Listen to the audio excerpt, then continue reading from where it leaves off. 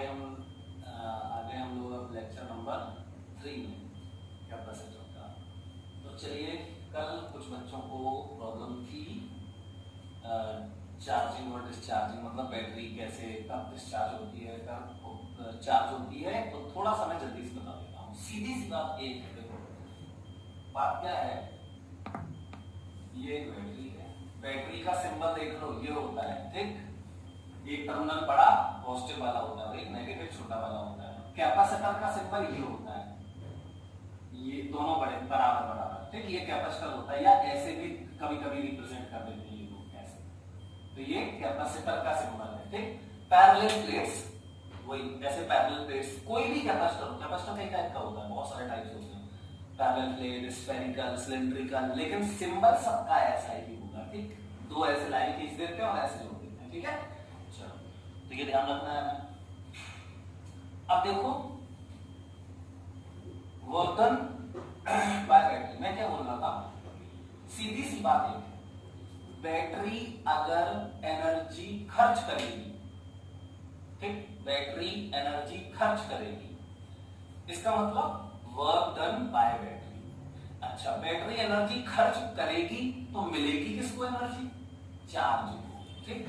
चलो, तो दो केस लेते हैं इसमें, नेगेटिव टर्मिनल फर्स्ट, मान लेते हैं कि नेगेटिव में एंटर किया चार्ज कितना प्लस क्यू, और यहां से निकल जाएगा प्लस क्यू।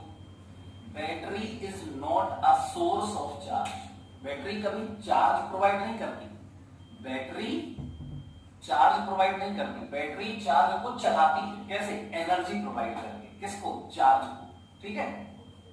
तो यहां प्लस क्यू एंटर किया, ये प्लस क्यू निकल गया। अब इसी का एनालॉगस क्या हो सकता है, एनालॉगस हम ये बोल सकते हैं, एनालॉगस हम ये बोल सकते हैं, अच्छा इस पॉइंट को मैं बोल देता हूं ए और इस पॉइंट को मैं बोल देता हूं बी। वीबी बराबर 0 और वीए बराबर वी, और इसका वोल्टेज कितना है, वी वोल्ट की बैटरी है, बैटरी का पोटेंशियल डिफरेंस क्या है, वी वोल्ट। तो इस तरफ 0 मान लो और इस तरफ v मान लो, या इस तरफ b by minus b by 2 मान लो और इस तरफ प्लस b बाई 2 मान लो, तब भी difference b by 2 minus minus b by 2 v आएगा। डिफरेंस से इसको कुछ भी मान सकते हो आप, इसको x मान लो तो ये x प्लस v होगा, प्लस v होगा क्योंकि ये हायर पोटेंशियल है ठीक। तो डिफरेंस x और ये x प्लस v, डिफरेंस तो वही आएगा v। तो ऐसे ही यहाँ पे ये पॉइंट कौन सा था, v, और ये कौन सा था, a। VB बराबर 0, VA बराबर V वोल्ट, और इसका बैटरी का वोल्टेज कितना है, बैटरी का वोल्टेज मतलब इस पॉजिटिव और नेगेटिव के बीच में पोटेंशियल डिफरेंस, वो कितना है, V है। क्लियर। तो दूसरा केस क्या होगा, प्लस क्यू ऐसे जा रहा है, इसका इक्विवेलेंट माइनस क्यू ऐसे जा रहा होगा।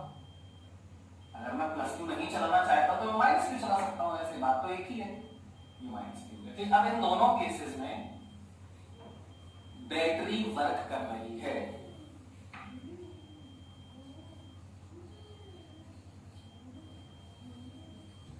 या क्या कर रही है, बैटरी सर्किट को एनर्जी प्रोवाइड कर रही है, तो इसको पॉजिटिव लेंगे हम। तो साइन कन्वेंशन बना लिया कि बैटरी सर्किट को एनर्जी दे रही है, मतलब battery is doing work, then it is positive. तो क्या होगा देखते हैं।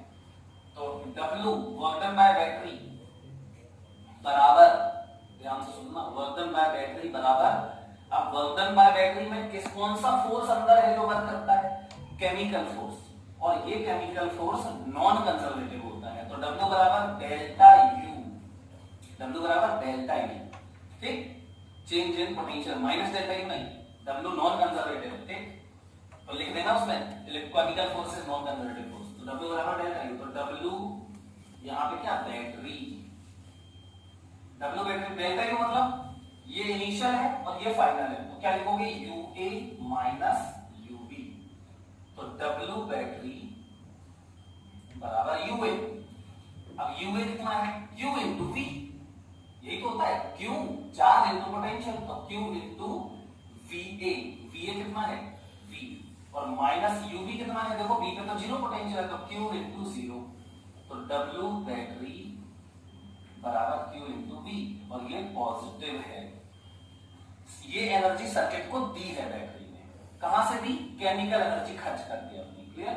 ऐसे ही इसका कर सकते हैं, W बैटरी बराबर फिर वही डेल्टा U, लेकिन अब देखो यहां से जा रहा है चार्ज, तो UB माइनस UA, फाइनल क्या है ये UB माइनस UA बराबर UB। अब UB को क्या लिखोगे, minus Q into zero, minus UA को क्या लिखोगे, माइनस Q इंटू ये वाला, तो V बराबर, देखो ये जीरो हो गया, ये प्लस आ गया, मतलब फिर से पॉजिटिव आ गया, Q इंटू V, ठीक।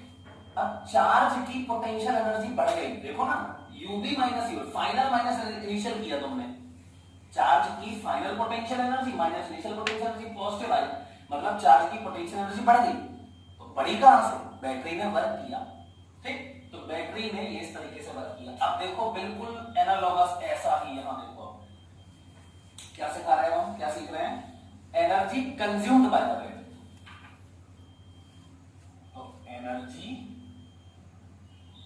कंज्यूम्ड बाय बैटरी, मतलब सर्किट में कोई ऐसी चीज है जो एनर्जी दे रही है, मान लो एक छोटी बैटरी है, एक बड़ी बैटरी है, तो बड़ी बैटरी एनर्जी दे रही है और छोटी वाली उसकी कुछ एनर्जी ले रही है, बाकी एनर्जी सर्किट में और दूसरे एलिमेंट्स में जा रही है, ठीक।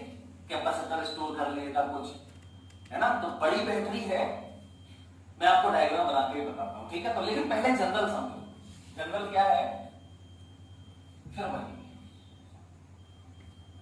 ये प्लस माइनस, इसका V वोल्ट है, ये पॉइंट वही B है, और इसका VB बराबर 0, और यहाँ पे A है, इसका VA बराबर V वोल्ट, क्लियर। अब ये देखो इसमें क्या किया था, प्लस Q ऐसे चला था, अब प्लस Q को उल्टा चलाओ, प्लस Q को ऐसे चलाओ, ठीक। अब देखो जरा, जब प्लस Q यहां से यहां जाएगा, मतलब इस टर्मिनल से इस टर्मिनल पे जाएगा, तो आप देखो प्लस Q की एनर्जी घट रही है या बढ़ रही है, तो चलो देखते हैं। तो पहले तो W बैटरी बराबर डेल्टा U बराबर, डेल्टा U बराबर, यहां पे भी लिख दे लो, अरे लिखा तो है ये UA माइनस UB, तो W बैटरी बराबर, बिल्कुल सही लिख दिया पूरा, W बैटरी बराबर फाइनल माइनस इनिशियल, तो UB माइनस UA बराबर, UB कितना है यहाँ पे, UB Q into 0 minus UA कितना है, Q इंटू V बराबर, देखो माइनस QV, मतलब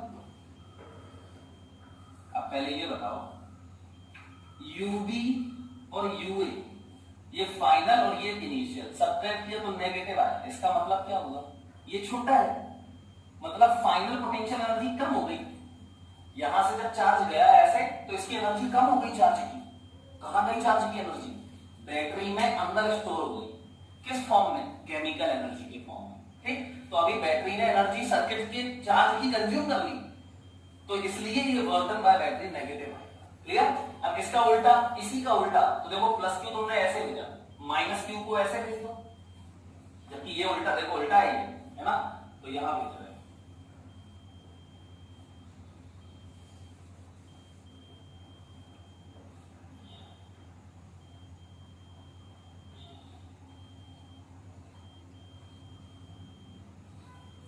ऐसे प्लस Q को भेजा था, अब इसके इक्वल का माइनस Q ऐसे जा रहा होगा, है ना, तो यहां ये माइनस Q लगा रहा है, ठीक। तो W बैटरी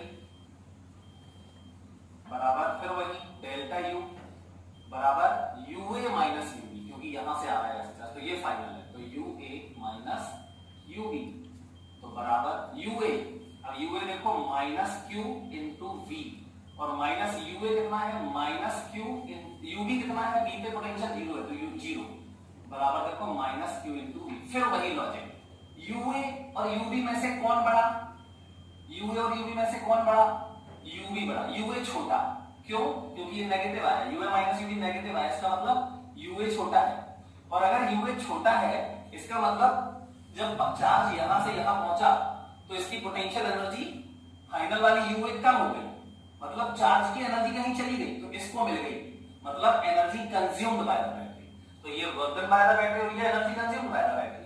अब ऐसा होगा कैसे, देखो एक सर्किट बनाते हैं छोटा सा, देखना यही बना देता हूं मैं, ठीक दिखाई दे रहा है? हाँ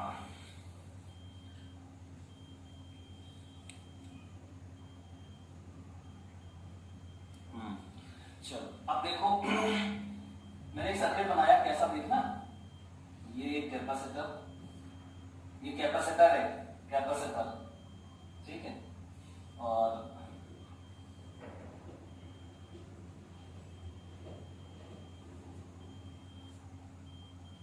ये एक छोटी बैटरी और ये वाली एक बड़ी बैटरी, ठीक है, ऐसा सर्किट बना दिया मैंने, ठीक, ये कैपेसिटर है।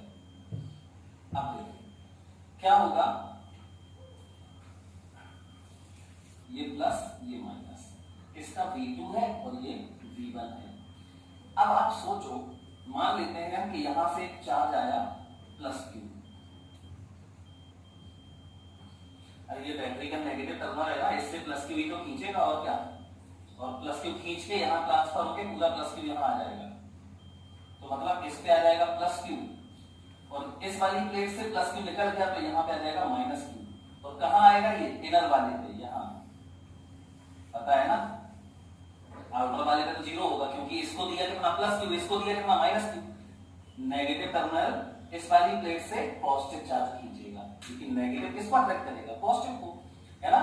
अब ये पॉजिटिव चार्ज पूरा, अच्छा ये वाला भी पॉजिटिव है, देखो समझो ध्यान से, ऐसे ऐसे भी सोच सकते हो, ये नेगेटिव है, ये नेगेटिव इससे क्या खींचेगा प्लस Q, ये गलत है क्योंकि ये छोटी बैटरी है, ये 10 वोल्ट है मान लो और ये 20 वोल्ट है, ये हाँ चलो 20 वोल्ट है, तो इफेक्टिव किसका होगा, ये और ये, कौन सा इफेक्टिव होगा, अब देखो इस 10 वोल्ट के हिसाब से ये नेगेटिव होगा और ये पॉजिटिव होगा, यहाँ नेगेटिव यहाँ पॉजिटिव, ठीक, और इसके हिसाब से यहाँ पॉजिटिव यहाँ नेगेटिव होगा, समझे ना।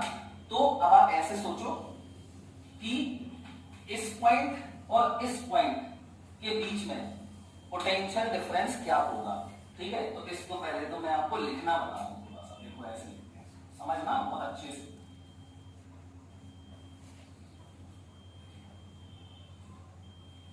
ये नेगेटिव और ये पॉजिटिव, देखो ये नेगेटिव ये पॉजिटिव, ठीक, और यहाँ पे ये positive negative positive negative positive negative, ऐसे, ठीक है। चलो अच्छा आपको बहुत ध्यान से सुनना, ये मान लो 10 वोल्ट है, 10 वोल्ट और ये 100 वोल्ट है, 10 वोल्ट और ये 100 वोल्ट, मतलब इसका मतलब है कि इस पॉइंट इसके दोनों टर्मिनल्स, मतलब ये वाला पॉइंट और ये वाला पॉइंट, टर्मिनल मतलब ये नेगेटिव यहां जुड़ा है पॉजिटिव यहां जुड़ा है, तो ये A ये B, और इसका पॉजिटिव वाला ये है B और इसका नेगेटिव वाला ये है क्या, इसको C मान लो। अब बात ये है कि इस बैटरी के अक्रॉस, मतलब इस टर्मिनल और इस टर्मिनल के बीच में पोटेंशियल डिफरेंस 10 होना चाहिए, और इस बैटरी के जो दोनों टर्मिनल है इसका और इसका बीच का पोटेंशियल डिफरेंस 100 वोल्ट होना चाहिए। तो इस टर्मिनल का वोल्टेज मतलब B का वोल्टेज, ऐसे बोलते हैं, इस टर्मिनल का मतलब वोल्टेज C का वोल्टेज, ठीक है। अब कुछ भी मान लो, कहीं भी 0 मान लो आप, क्योंकि रेफरेंस तो लेना पड़ता है, X मान लो, 5 वोल्ट मान लो, 1000 वोल्ट मान लो, कोई फर्क नहीं पड़ेगा, चलो 0 मान लेते हैं, चलो A को माना 0 वोल्ट, ये 0 वोल्ट। अब बताओ ये कितना होना चाहिए, ताकि क्या हो जाए, ताकि यहां और यहां पोटेंशियल डिफरेंस इसके बराबर हो जाए, क्योंकि ये कंपलसरी डिफरेंस जो है वही रहना चाहिए, तो यहां 0 मान लिया तो ये 10 वोल्ट होगा। अब ये देखो 10 वोल्ट हो गया, और इसके और इसके बीच में पोटेंशियल डिफरेंस कितना होना चाहिए, 100 वोल्ट, जबकि ये हाई है, देखो ये पॉजिटिव है तो ये हाई होना चाहिए, ठीक, तो ये हाई हो गया 10 वोल्ट और ये लो होना चाहिए, तो ये कितना होना चाहिए बताओ, ये तो बिल्कुल सिंपल है, देखो ये होना चाहिए माइनस का 90 वोल्ट, देखो पहले इसको माइनस 90 वोल्ट होना चाहिए। अब ये क्यों होना चाहिए ये बताना है आपको, तो देखो क्या सेटिस्फाइड हो रही है सारी चीजें, इसके बीच में ये हाई ये लो, तो हाई माइनस लो करो तो 10 आना चाहिए प्लस में, तो 10 माइनस 0 ये आ गया, देखो ठीक। अब देखो इसका हाई यहाँ हाई और यहाँ लो, और डिफरेंस कितना आना चाहिए 100, तो हाई माइनस लो, देखो ये 90 माइनस का है, ये लो है, ये 10 प्लस का ये हाई है, तो 10 माइनस माइनस 90 हो गया 100, समझ में आया। या कुछ भी मान लो आप, यहाँ 5 मान लो तो यहाँ 5 मानोगे तो यहाँ आएगा 15 और यहाँ 15 आएगा तो यहाँ आएगा -85 -85। फिर डिफरेंस वही आएगा, यहाँ 5 मान लोगे तो यहाँ आएगा 15 और यहाँ आएगा -85। डिफरेंस वही रहेगा, हाई माइनस लो, ये करना होता है। ठीक, सेटिस्फाइड होना चाहिए, 100 वोल्ट आना चाहिए। क्लियर है? अब सोचो, बिल्कुल यही चीज यहां बना लो, अब फील होगा। तो अगर तुम यहां बना लो तो ये 0 वोल्ट मान लिया मैंने, तो ये कितना आया, ये कितना आया 10 वोल्ट आया, तो ये कितना आएगा -90 वोल्ट आएगा। अब सोच लो कितना सिंपल हो गया। देखो ये बहुत लो वोल्टेज है और ये हाई वोल्टेज है, ये लो है, ये हाई है, बहुत हाई है इससे, है ना। तो हाई वोल्टेज और ये लो वोल्टेज अब फील होगा तुम्हें। ये -90 और ये प्लस का 0 क्या करेगा, यहां अगर यहां से देखें तो ये बैटरी का जो टर्मिनल है बहुत नेगेटिव है, बहुत लो वोल्टेज पे है, तो यहां से कौन सा चार्ज खींचेगा, पॉजिटिव चार्ज, क्योंकि पॉजिटिव चार्ज ही तो भागता है किस तरफ, लो वोल्टेज की तरफ। अच्छा, इस प्लेट का वोल्टेज क्या है,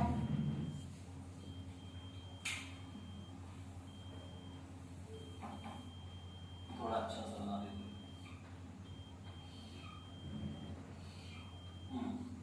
मैं क्या बोल रहा था, इस प्लेट पे कोई चार्ज नहीं है तो क्या वोल्टेज है इसका 0 और इस पे क्या है नेगेटिव, तो ये हाई है, इसका भी चार्ज नहीं है तो पोटेंशियल 0 होगा ना। तो यहाँ 0 है और यहाँ -90 है, तो ये क्या करेगा, इससे चार्ज खींचेगा। क्यों खींचेगा, क्योंकि पॉजिटिव चार्ज भागेगा, यहां से पॉजिटिव चार्ज भागेगा। ये कंडक्टिंग प्लेट है, कंडक्टिंग प्लेट में इलेक्ट्रॉन्स होते हैं, तो इलेक्ट्रॉन्स यहां से भागेंगे, इलेक्ट्रॉन भागेंगे, हम वो डिफाइन नहीं कर पा रहे, तो इलेक्ट्रॉन एक्चुअली में यहां से भागेंगे, क्योंकि यहां से नेगेटिव चार्ज यहां भागेगा, तो इसका और यहां हाई वोल्टेज है, तो हाई वोल्टेज से चार्ज यहां भागेगा लो वोल्टेज की तरफ। कब तक भागेगा, जब तक कि इसका पोटेंशियल कितना नहीं हो जाएगा, इस टर्मिनल के बराबर नहीं हो जाएगा।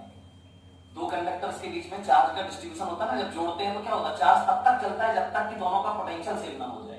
तो इसका पोटेंशियल 0 है क्योंकि इसमें कोई चार्ज नहीं था, और इसका नेगेटिव पोटेंशियल देखो इस वाले टर्मिनल का, बैटरी के इस टर्मिनल का पोटेंशियल नेगेटिव है, तो इसका भी ये बैटरी क्या कर देगी, नेगेटिव टर्मिनल हो जाए, इसके भी नेगेटिव पोटेंशियल प्रोड्यूस कर देगी, कितना -90 वोल्ट। इस टर्मिनल के बराबर पोटेंशियल इससे आ जाएगा। कैसे आएगा सोचो। तो यहां पे पोटेंशियल कितना है पहले ये समझो, इसमें चार्ज 0 है अभी, तो इसका पोटेंशियल 0 वोल्ट है, तो ये 0 वोल्ट और ये -90 वोल्ट, कौन हाई है, ये हाई है, और हाई और लो, यहां हाई यहां लो, तो इलेक्ट्रिक फील्ड होगी, और इलेक्ट्रिक फील्ड होगी तो चार्ज चलेगा। इलेक्ट्रिक फील्ड कहां होती है, ये देखो हाई और ये लो, तो ऐसी होगी इलेक्ट्रिक फील्ड वायर में इस तरफ, ऐसे ये ऐसे इलेक्ट्रिक फील्ड होगी, और अगर इलेक्ट्रिक फील्ड ऐसे होगी तो इस पे जो पॉजिटिव चार्ज होगा वो इलेक्ट्रिक फील्ड डायरेक्शन में भागेगा। कब तक भागेगा, जब तक कि इसका पोटेंशियल इसके बराबर नहीं हो जाएगा। क्लियर। तो यहां से पॉजिटिव चार्ज भागेगा, ये भाग गया देखो +q, भागा भागा धीमे धीमे धीमे धीमे भागेगा, फाइनल टोटल चार्ज कितना भाग जाएगा +q, तो वो +q जाएगा कहां, अब सोचो यहां से +q निकला है, इस प्लेट से +q चार्ज निकल गया, तो यहां -q आ गया होगा, -q सही है, इसमें -q आ गया होगा, और ये +q घूम के बैटरी के थ्रू यहां पहुंच जाएगा, कहां, यहां, तो इस पे आ जाएगा +q। समझ में आया, क्लियर है, ओके। अब सुनो, अब फिर से बहुत ध्यान से सुनना, मजा आ जाएगा। तो फाइनली क्या होगा, इसका पोटेंशियल इसके बराबर हो जाएगा, कितना, -90 माना तुमने, तो इसका भी -90 हो जाएगा, और इसका पोटेंशियल 0 है, यहां 0 हो जाएगा। क्लियर, या आप जो भी मानते हो उतना हो जाएगा। क्लियर है, ओके। अब बेटा सुनो, अब आप एक बात सोच रहे होंगे कि यार इस पे पॉजिटिव चार्ज है तो इसका पोटेंशियल 0 कैसे हो गया।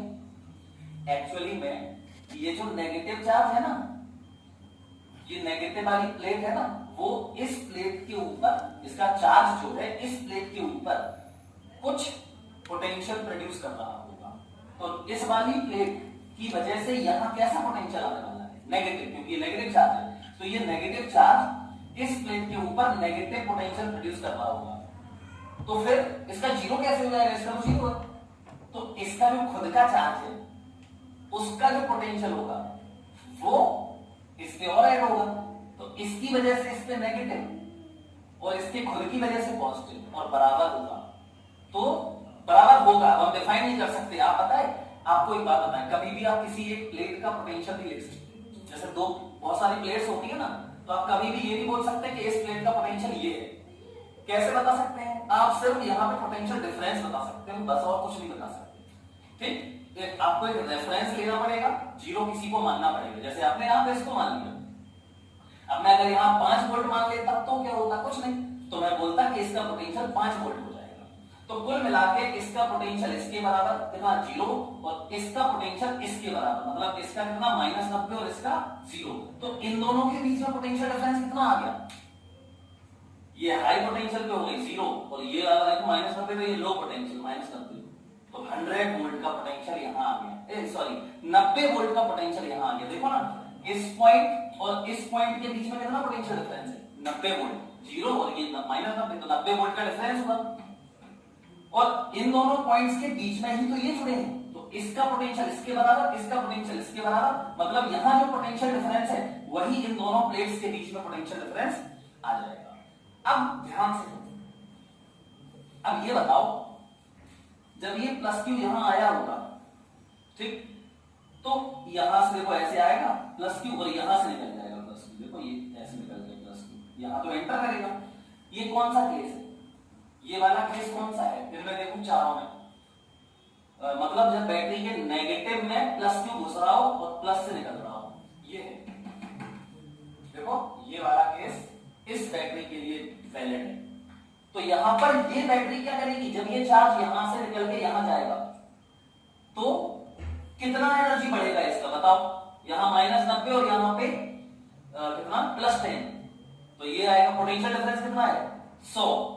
तो यहां पे 100 इंटू क्यू, ये तो है Q इंटू V, तो इसका V कितना है, V मतलब पोटेंशियल डिफरेंस। तो यहां -90 और यहां 10, वही लगाओ ये वाला डेल्टा यहां से यहां के लिए, तो कितना आएगा 100V, और ये बढ़ेगा प्लस आएगा। ठीक, तो यहां पे जब ये चार्ज यहां से यहां क्रॉस हुआ तो चार्ज की पोटेंशियल एनर्जी बढ़ी कितनी, 100Q। अब यहां से जब इस बैटरी को क्रॉस करेगा तब देखो जरा, ये कौन सा केस है, जब पॉजिटिव टर्मिनल में, देखो ये पॉजिटिव नेगेटिव, पॉजिटिव में पॉजिटिव चार्ज आ रहा है, ये पॉजिटिव नहीं पॉजिटिव में, ये पॉजिटिव में पॉजिटिव चार्ज आ रहा है, तो ये को देखो नेगेटिव -QV, और यहां V क्या है, इसका पोटेंशियल डिफरेंस, तो कितना है 10 वोल्ट। तो यहां से जब बैटरी इसको क्रॉस किया तो चार्ज की एनर्जी बढ़ी कितनी, 100V 100Q, और यहां से जब ये क्रॉस करेगा तो ये डिक्रीज होगी इसकी कितनी, माइनस में 10V, 10 पोटेंशियल डिफरेंस है, करके देख सकते हो भाई, UA UV ये वाला। तो यहां 10Q कब हो जाएगी, मतलब अब बताओ क्या करोगे, कितना वर्क किया दोनों बैटरी ने मिलकर, इसने तो वर्क किया 100Q, इसने एनर्जी कंज्यूम कर ली चार्ज की कितनी, -10Q, तो टोटल वर्क कितना होगा इन दोनों बैटरी से, 90Q। समझ में आया, 90Q, वो एनर्जी की वजह से चार्ज यहां मूव किया, यहां से यहां चार्ज जब मूव किया तो कितनी एनर्जी मिली चार्ज को, 90Q। इस बैटरी ने 100Q एनर्जी दी और यहां उसकी खर्च हो गई, कंज्यूम कर ली इसने 10Q।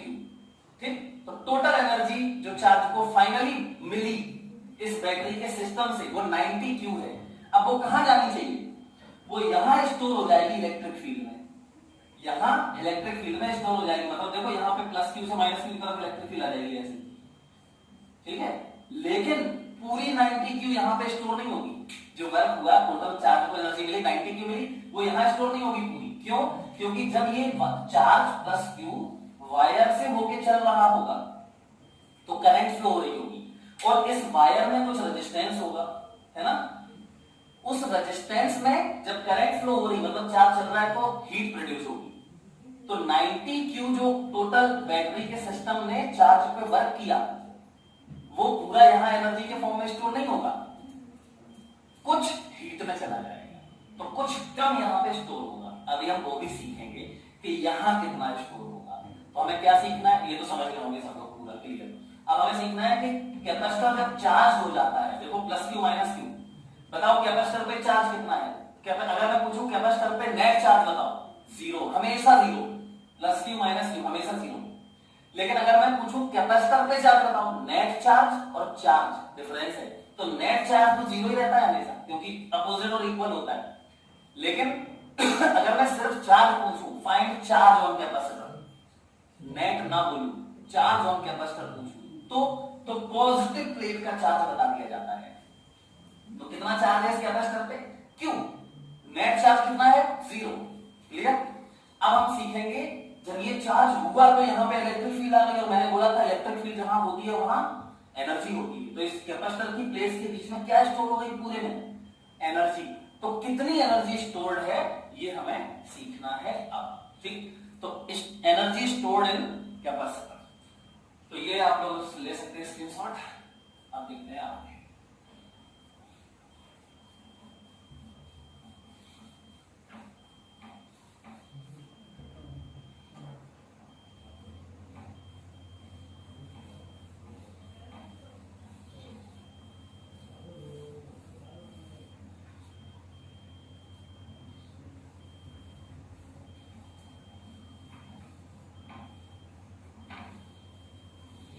ये पोटेंशियल को डिवाइड करना सीखो, कैसे करते हैं। कहीं भी जीरो मान लो, कहीं भी एक्स मान लो, कुछ भी कर दो, कोई फर्क नहीं पड़ता उससे। ठीक है,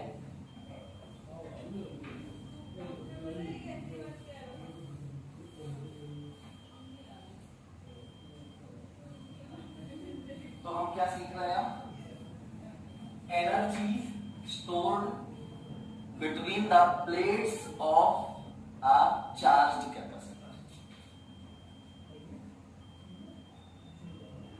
अच्छा, उसके भी पहले एक चीज के काम करते हैं, force between the plates of the capacitor, ये पढ़ते हैं। देखो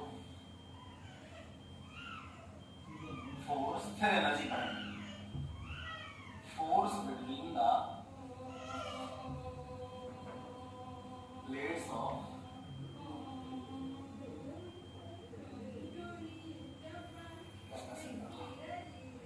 पैरेलल प्लेट्स कैपेसिटर है, उसके बीच में कितना फोर्स लगेगा, उनके बीच में कितना फोर्स लगेगा, ये हमें देखो।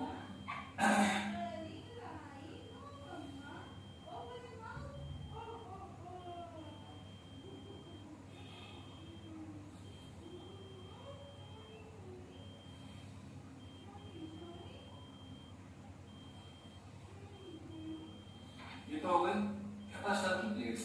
अब इसको, अब मैं बैटरी से नहीं जोड़ रहा हूं, सीधा चार्ज दे रहा हूं। बैटरी से चार्ज ट्रांसफर होता है, यहां प्लस की वजह यहां माइनस की वजह जाएगा, पता है हमें। लेफ्ट छोड़ो उसको, सीधा क्या करते हैं, इसका एरिया कितना है, फेसिंग सरफेस का ए, और इस पे जो चार्ज आ गया कितना आ गया? Plus Q. तो चार्ज डेंसिटी देखें तो प्लस सिग्मा हो जाएगी। ठीक, और इस पे क्या आएगा फिर? ऑब्वियसली माइनस क्यू, या चार्ज डेंसिटी माइनस सिग्मा। ठीक है, अब इनके बीच में देखो फील्ड आ गई। फील्ड हमें पता है, नेट फील्ड निकाल सकते हो। इसकी एक सरफेस की वजह से सिग्मा अपॉन 2 एप्सिलॉन, मतलब q upon 2a epsilon, sigma को q अपॉन a लिख देते हैं। तो यहां हो जाएगी sigma upon q upon 2a epsilon, इसकी वजह से यहां होगी sigma q upon 2a epsilon. ठीक, लेकिन मुझे क्या करना, देखो इस प्लेट को मैंने फिक्स कर लिया, इमेजिन कर लो कि इसको मैंने फिक्स कर लिया, ऐसे पकड़ लिया, क्योंकि देखो ये पॉजिटिव प्लेट इसको अट्रैक्ट कर रहा होगा, ये नेगेटिव प्लेट इसको भी अट्रैक्ट कर रहा होगा, तो ये खिंच जाएगी। तो मैंने इसको पकड़ लिया। अब मैं इस पे फोर्स देख रहा हूं कितना लगेगा। तो किसी चार्ज पर फोर्स कैसे निकालते हैं बताओ? चार्ज इनटू दूसरे की इलेक्ट्रिक फील्ड, खुद की नहीं, ये बात बिल्कुल ध्यान रखना। तो इस प्लेट पर जो फोर्स होगा वो इसकी जो इलेक्ट्रिक फील्ड आएगी, तो इसकी इलेक्ट्रिक फील्ड कितनी है यहां? इसकी इलेक्ट्रिक फील्ड इसके ऊपर कितनी होगी? Electric field due to P1, ये प्लेट P1 और ये P2। ठीक है, तो electric field due to P1 मतलब E1 बोल देते हैं, कितना होगा? Q upon 2a epsilon not. इसकी इलेक्ट्रिक फील्ड थोड़ी ना लिखोगे इसी के ऊपर, क्योंकि उस कोई चार्ज खुद की फील्ड की वजह से फोर्स नहीं लगाता है ना, तो इसकी फील्ड लिख दी हमने, और इनटू इसका चार्ज। क्यों? ऐसे कैसे कर दिया? क्योंकि इलेक्ट्रिक फील्ड हर जगह सेम है, तो dq dq dq dq लोगे तो यहाँ फोर्स ऐसे लगेगा। इलेक्ट्रिक फील्ड ऐसी है, इसकी इलेक्ट्रिक फील्ड ऐसी है और इसका चार्ज यहाँ फोर्स लगेगा क्योंकि नेगेटिव चार्ज है। नेगेटिव चार्ज का फोर्स कहाँ लगता है? इलेक्ट्रिक फील्ड का ऑपोजिट, तो किस तरफ लगेगा। और dq dq dq करोगे तो dq into e dq into e dq into e बन सब ऐड होंगे। ठीक, चलो तो electric field on plate P2 by plate P1, तो ये क्या हो जाएगी? E1 बराबर क्या होता है? Sigma upon 2 epsilon not. तो E1 बराबर हो जाएगा सिग्मा की जगह Q अपॉन A, तो 2A epsilon naught. Now force on P2 due to E1। अब इसकी इलेक्ट्रिक फील्ड में इस पे कितना फोर्स लगेगा? तो F लिख देते हैं, F बराबर Q इसका चार्ज पूरे चार्ज ऑन P2 और इनटू E1। तो F बराबर चार्ज ऑन P2 कितना है? Q, और इनटू E1 कितना है? Q upon 2A epsilon not. सही है, तो F बराबर Q square upon 2A epsilon naught. और ये फोर्स कैसा है? अट्रैक्टिव, मतलब ये प्लेट इसको अट्रैक्ट करेगी। अच्छा, ऐसे ही आप इसमें भी फोर्स निकाल सकते हो, तो इसमें फोर्स ये आ जाएगा F। ऐसे ये वाला भी इसमें फोर्स लगाएगा, बिल्कुल सेम ऐसे आ जाएगा।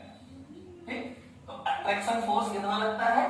कितना लगता है ये ध्यान रखना। ठीक है, बहुत जरूरी है, ये मस्ट आना ही चाहिए आपको, और आई थिंक बिल्कुल सिंपल है, समझ में आएगा। ठीक है, चलिए मिटाते हैं इसको।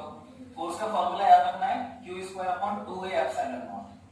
ठीक है, अब हम सीखेंगे क्या?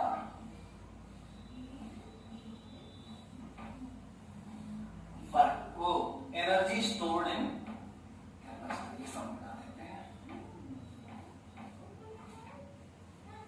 कैपेसिटर की प्लेट्स के बीच में कितनी एनर्जी स्टोर होती है, ये हम सीखेंगे। तो चलिए, energy stored between the plates of a charged capacitor। ठीक है, ये हमें सीखना है। चलो देखते हैं क्या होगा। अब इसको दो तरीके से आप लोग सीख सकते हो। ठीक है, देखो दोनों तरीके बताते हैं, लेकिन पहले जनरल मेथड बताते हैं। ठीक है, जनरल जो हम लोग जानते हैं, वर्क बराबर W जो करना पड़ेगा वही पोटेंशियल एनर्जी के फॉर्म में स्टोर हो जाएगा, तो W हम लोग निकालेंगे। ठीक, तो देखो किसमें W किसमें, ये सोचो, है ना? अभी यहां बता रहे W किसमें। ये P1, ये P2, area of cross section A, distance B, ये सब ध्यान रखना। ठीक है, अब समझना बहुत जोरदार चीज है। मुझे करना क्या है? मुझे इस प्लेट से प्लस Q चार्ज निकाल के इसको देना है, बस, है ना? मुझे नहीं करना है, मैं नहीं कर पाऊंगा। बैटरी जोड़ेंगे, बैटरी करेगी चार्ज को ट्रांसफर, बैटरी ही वर्क करेगी। तो मैं वही निकाल रहा हूं एक्चुअली में कि कितना बैटरी ने जो वर्क किया वो तो ठीक है, लेकिन उसका कितना पार्ट इसमें स्टोर हुआ वो हमें निकालना है। ठीक, उसका कितना पार्ट इसमें स्टोर, मैंने अभी बताया था, बैटरी जो वर्क करती है वो पूरा वर्क इसमें स्टोर नहीं होता एनर्जी के फॉर्म में, कुछ तो हीट के फॉर्म में डिस्ट्रॉय हो जाता है। ठीक, लॉस हो जाता है। चलो कोई नहीं, तो अभी मैंने देखा भैया इसको हमें चार्ज देना है, तो मैंने क्या किया, देखो इससे Q डैश चार्ज निकाल दिया। समझना बहुत ध्यान से, Q डैश चार्ज निकाल दिया, तो ये देखो प्लस यहाँ पे Q डैश आ जाएगा, Q डैश, और यहाँ पे आ जाएगा माइनस Q डैश। सही है, यहाँ से प्लस का Q डैश चार्ज ऐसे ट्रांसफर किया ना हमने, तो यहाँ पे ये माइनस Q डैश। ठीक है, अब बहुत सही, बहुत बढ़िया। तो तो इनके बीच में पोटेंशियल डिफरेंस आ गया होगा कुछ, है ना, V डैश मान ली। तो let when we transfer plus Q dash charge from P2 to P1, potential difference V dash is produced between the plates. Let when Q dash plus Q dash charge is transferred from plate P2 to P1,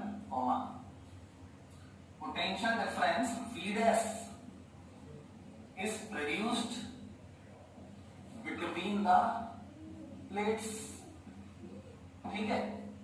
then V dash बराबर क्या होगा, potential difference बोला मैंने, इसको इसके बीच में potential का difference, ध्यान रखना, ये V डैश क्या है, पोटेंशियल डिफरेंस है, नॉट पोटेंशियल। पहले हम पढ़ते थे एक पॉइंट का पोटेंशियल, अब दो प्लेट्स हैं तो दोनों के बीच का पोटेंशियल डिफरेंस।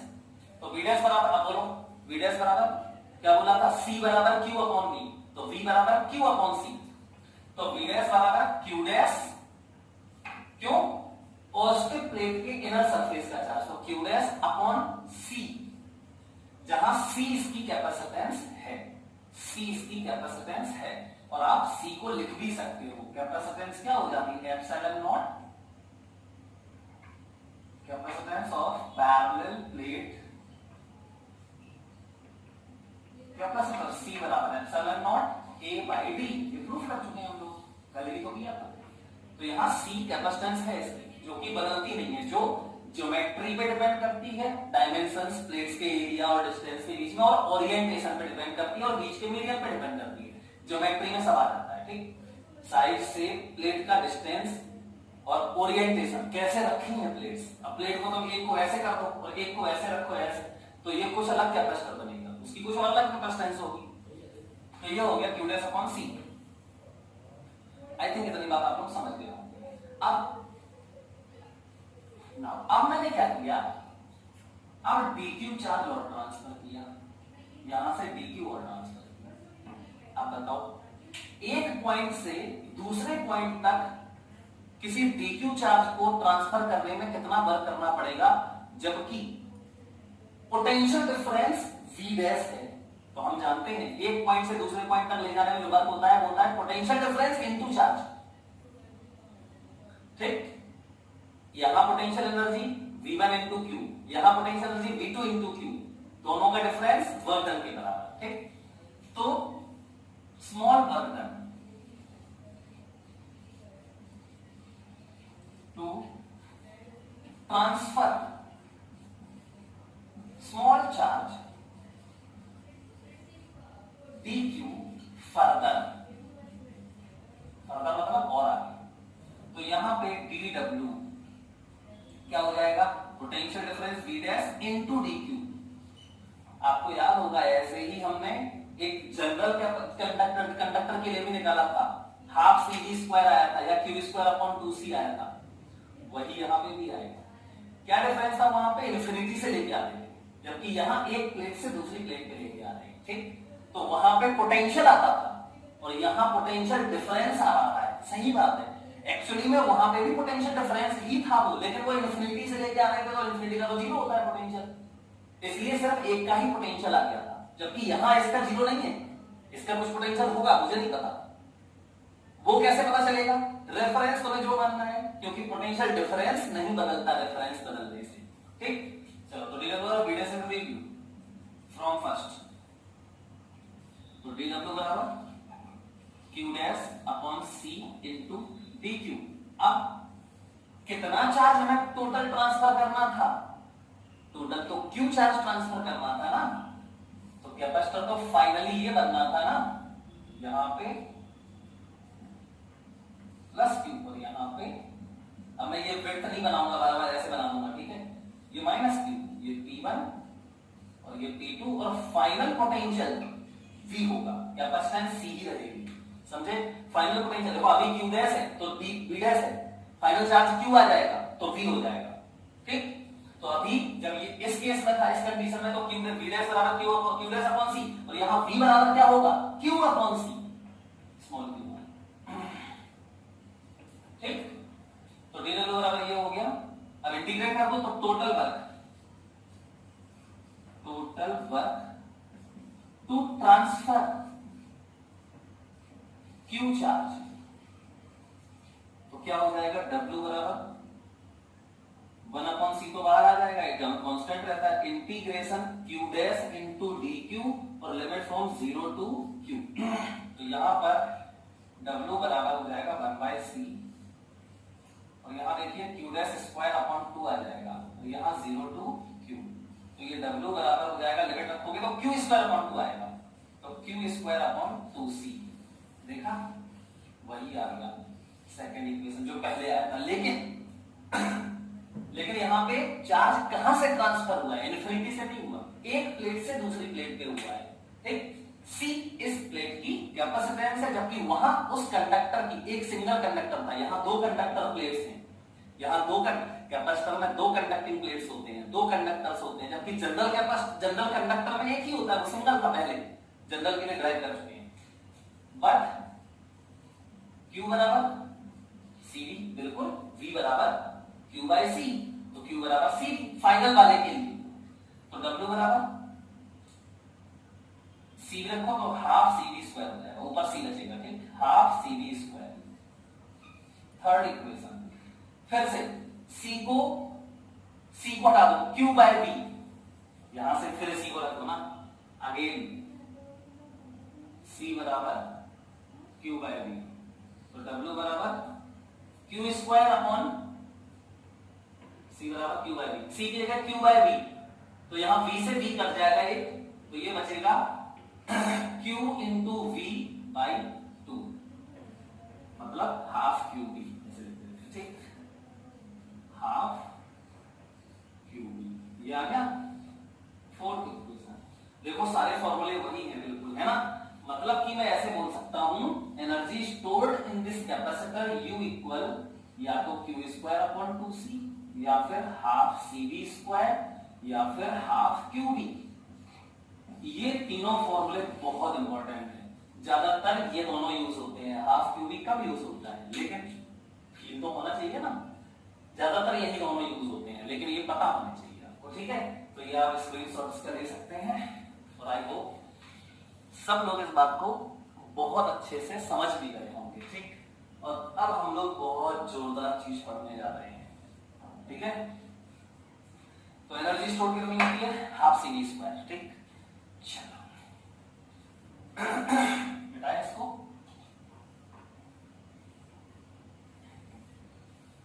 ये मैंने एक तरीके से एनर्जी निकाली, एक तरीके से, एक मेथड से। अब मैं देखो दूसरे मेथड से भी आपको बताता हूं।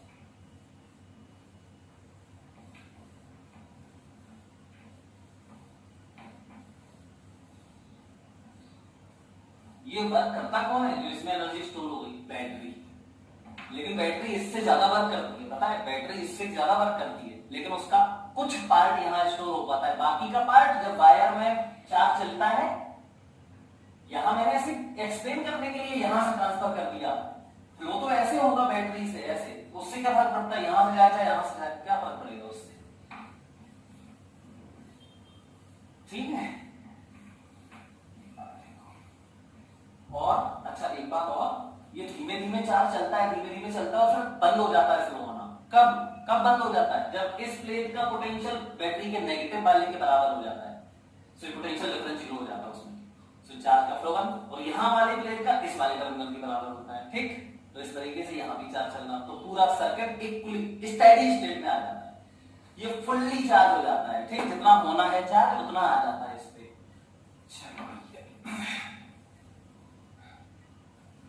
अब ये फर्स्ट मेथड था, अब देखो दूसरा मेथड इसका। मैंने माना ये प्लेट्स हैं P1 और ये P2, ठीक है। अब बहुत ध्यान से सुनना,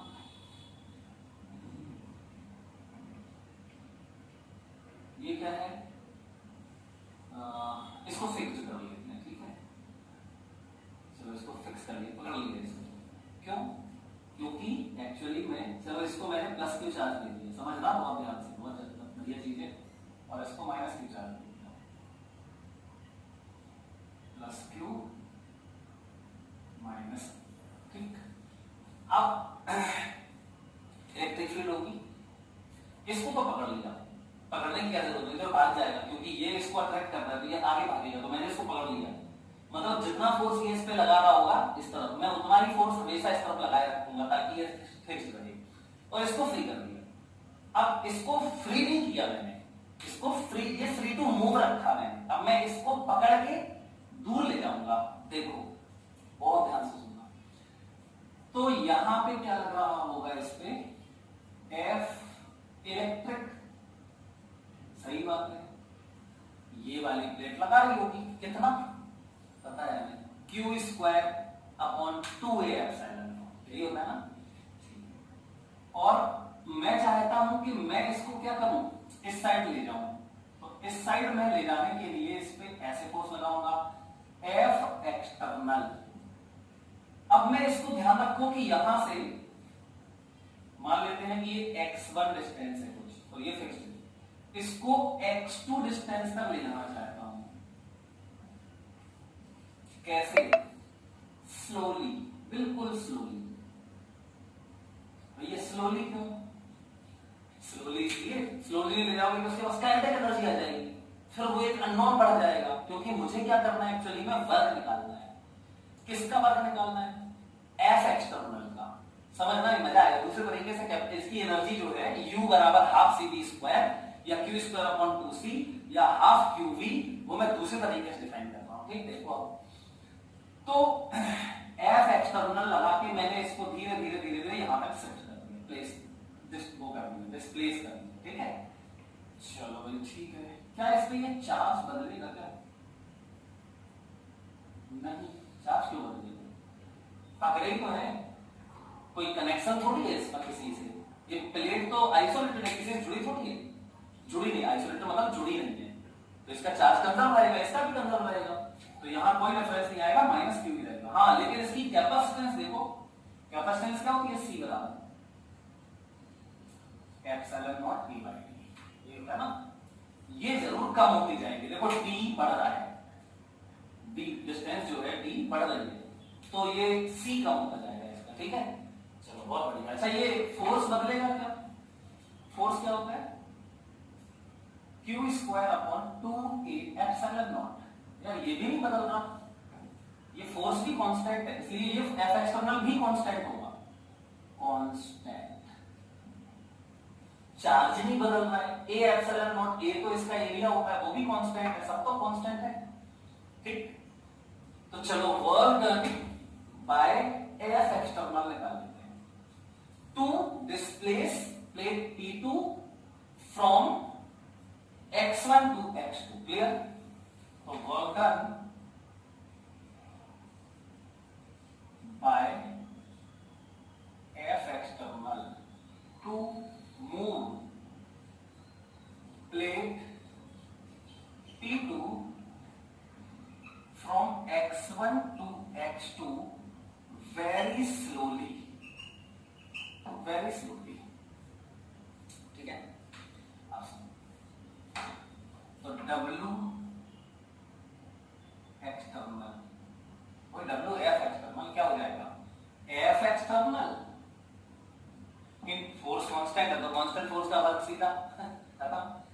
F है जो डिस्प्लेसमेंट, तो डिस्प्लेसमेंट कितना हुआ यहां से अंदर इस तरफ हुआ, और इसी तरफ F एक्सटर्नल भी देखो इसी तरफ है, तो ये cos पॉजिटिव वर्क होगा, cos 0 आ जाएगा, फोर्स और डिस्प्लेसमेंट।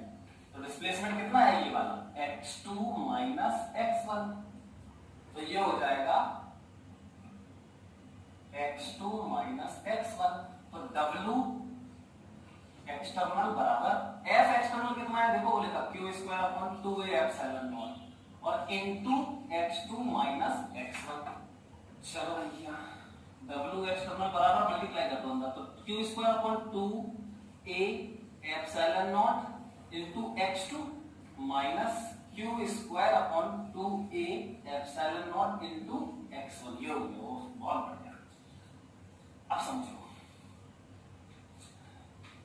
W एक्सटर्नल किसके बराबर होगा? अब एक्सटर्नल फोर्स का वर्ग किसके बराबर होगा? इलेक्ट्रोस्टैटिक फोर्स का वर्ग होता तो delta U minus delta U, minus delta U, और एक्सटर्नल है तो प्लस डेल्टा यू, और साथ में काइनेटिक एनर्जी भी चेंज आएगा उसका, लेकिन काइनेटिक एनर्जी में तो चेंज कर ही नहीं रहेगा, है ना। प्लस हीट भी, अगर हीट डेवलप हो रही होती इसमें तो वो भी, लेकिन यहाँ पे तो चार्ज फ्लो ही नहीं हो रहा, हीट का फ्लो होती है। जब हम बैटरी जोड़ के इसको चला रहे होते तब चार्ज चलता है, इसका चार्ज चलने लगता, और तब क्या होता, वायर में करंट फ्लो होती तो हीट भी प्रोड्यूस होती। लेकिन यहाँ पे ना तो हीट प्रोड्यूस हो रही है, ना ही काइनेटिक एनर्जी में चेंज हो रहा है, कुछ नहीं हो रहा है। तो जब हाँ, तो इसका मतलब क्या होता है, देखो ध्यान से, तो W एक्सटर्नल जो होगा, एक्चुअली में फॉर्मूला क्या होता है इसका, W एक्सटर्नल अगर हम पूरा देखें तो बराबर डेल्टा यू माइनस नहीं plus delta U plus delta के, बिल्कुल, और प्लस हीट बट डेल्टा के बराबर 0 स्लोली मतलब बिल्कुल धीरे धीरे, कांस्टेंट स्पीड से, समझ लो बहुत कम स्पीड, तो स्लोली। डेल हीट बराबर 0, नो चार्ज इज फ्लोइंग,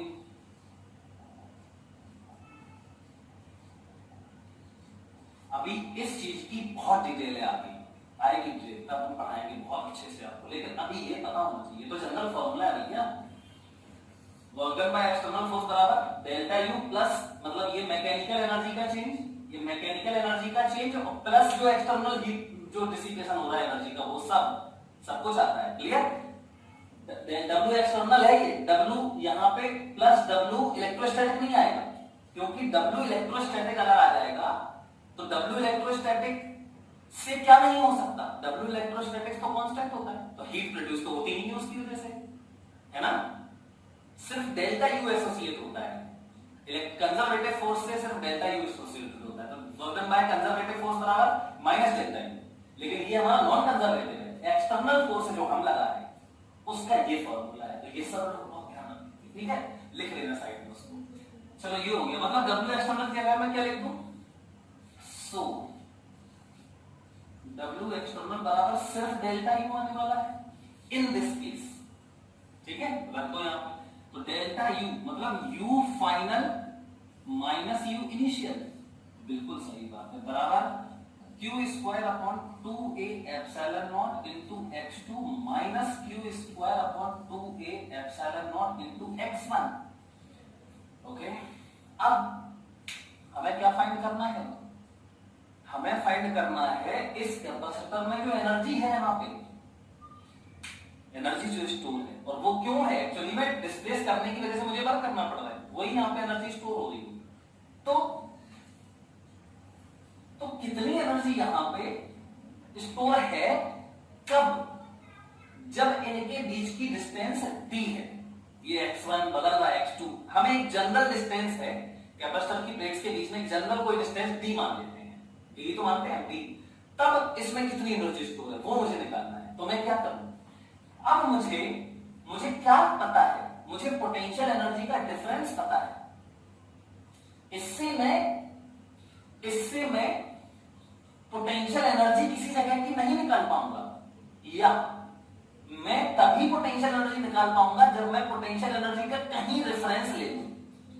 तो मैं रेफरेंस कहां ले लूं, तो इस केस में रेफरेंस क्या लिया जाता है, क्या होता है एक्चुअली में जब हम पोटेंशियल एनर्जी निकालते हैं, तो रेफरेंस होता है जब x1 इज 0, मतलब जब इनके बीच की डिस्टेंस 0 है। सोचो जब 0 ही डिस्टेंस है तो क्या वर्क हुआ होगा, नहीं, तब वर्क नहीं हुआ होगा, फिर जब दूर ले जाओगे तब वर्क स्टार्ट होगा।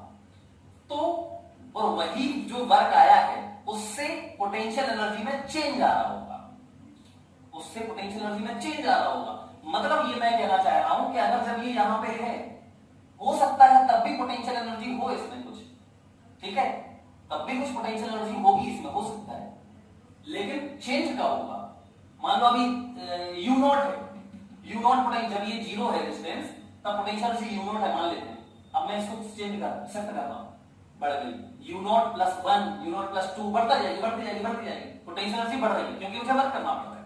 क्लियर?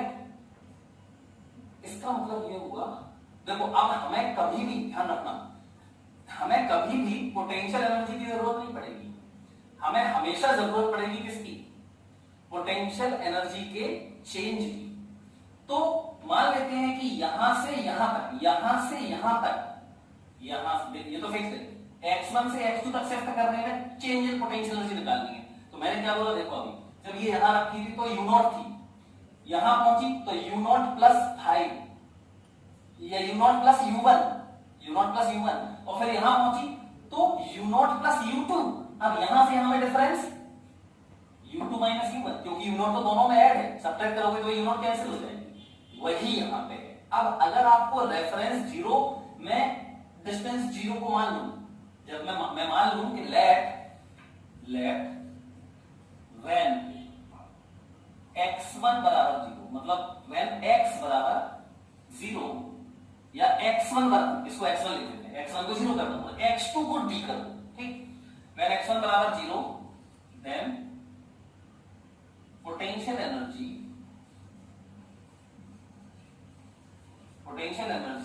u एट x बराबर जीरो इज जीरो, मतलब ये रेफरेंस हो गया हमारा, ठीक। क्लियर? देन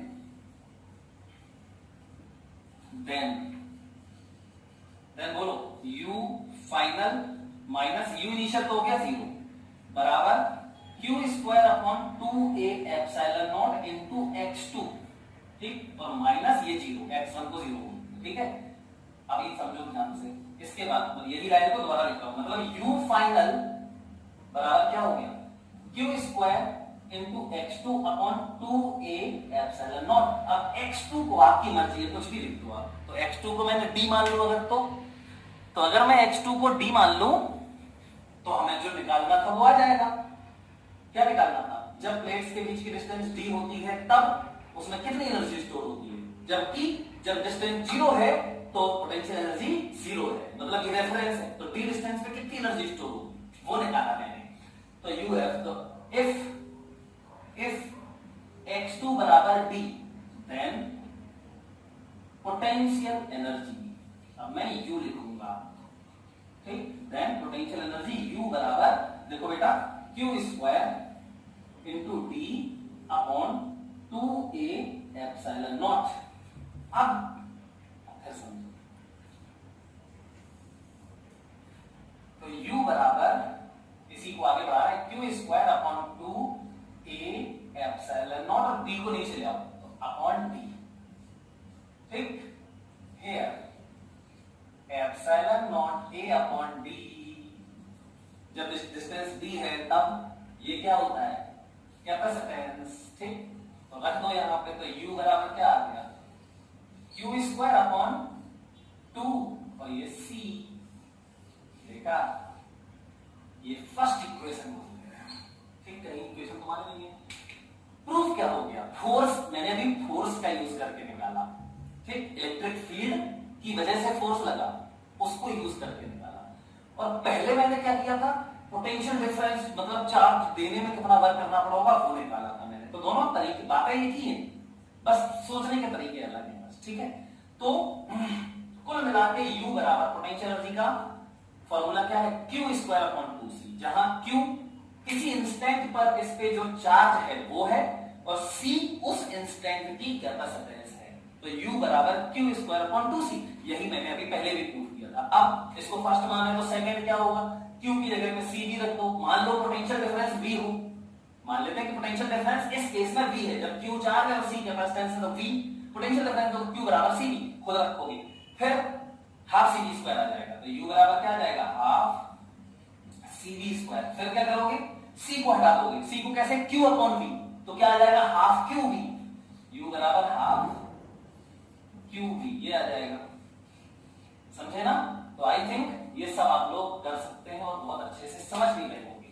नोट करना है, स्क्रीनशॉट लेना है और आगे देखें।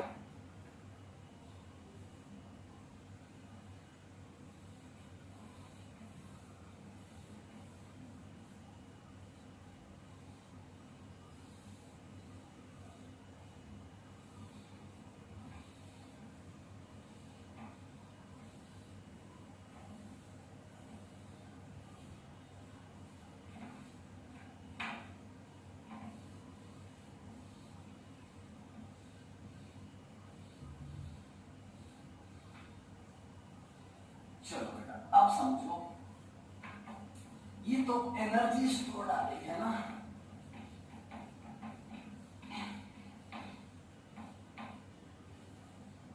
अब हम लोग ये सीखेंगे कि एक्चुअली में इलेक्ट्रिक फील्ड में ही एनर्जी स्टोर होती है। Energy is stored in the form of electric field, और इसी के बेस पर हम एनर्जी डेंसिटी भी सीखेंगे। क्या सीखेंगे?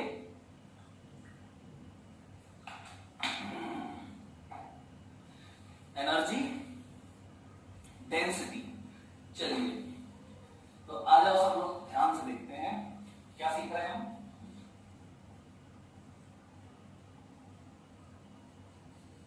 Energy density in electric field.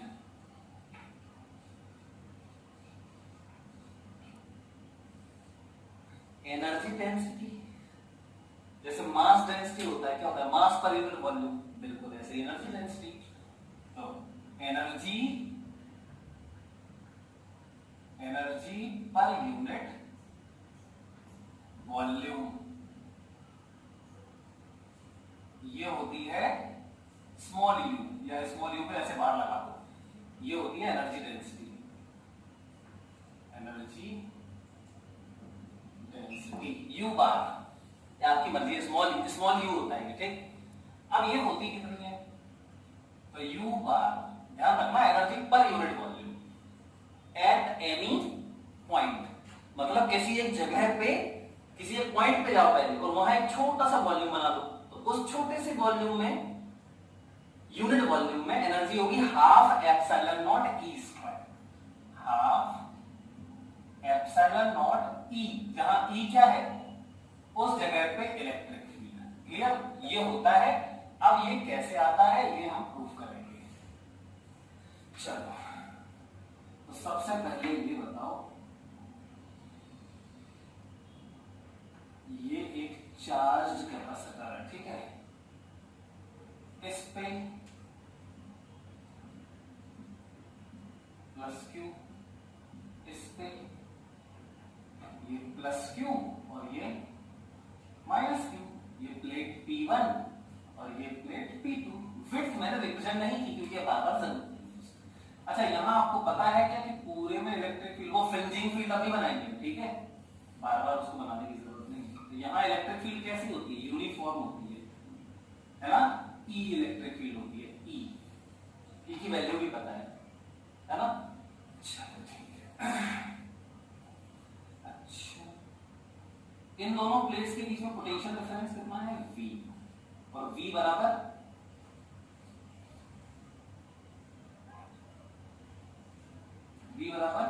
Minus, छोटे वाले लिखते हैं, V बराबर Q बाय C, और C बराबर, अच्छा अब ये डिस्टेंस कितनी है?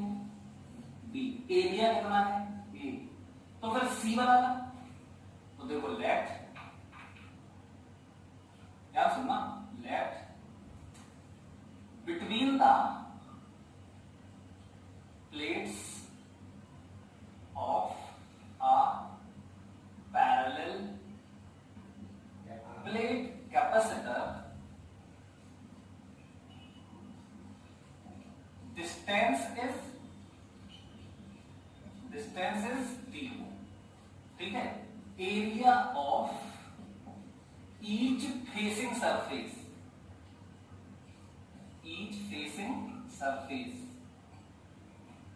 बराबर A, ठीक है। अच्छा, कैपेसिटेंस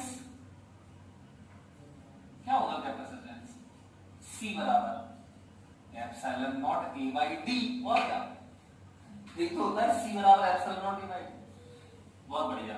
अच्छा, वॉल्यूम बिटवीन द प्लेट्स बताओ, वॉल्यूम बिटवीन द प्लेट्स, पूरा वॉल्यूम कितना है? क्योंकि इलेक्ट्रिक, देखो ये ऐसे मेरे तो ये है प्लेट्स, ऐसे मतलब ऐसा है,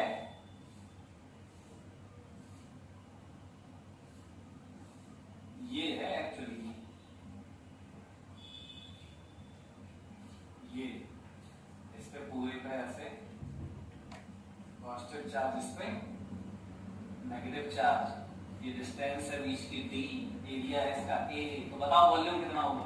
कितना सिंपल है, देखिए बीच में ही तो वॉल्यूम है, एरिया इनटू डिस्टेंस, मतलब ये एरिया, ये वाला एरिया ए और इनटू डिस्टेंस डी, क्यूबॉइड का वॉल्यूम ए इनटू डी, समझ गए?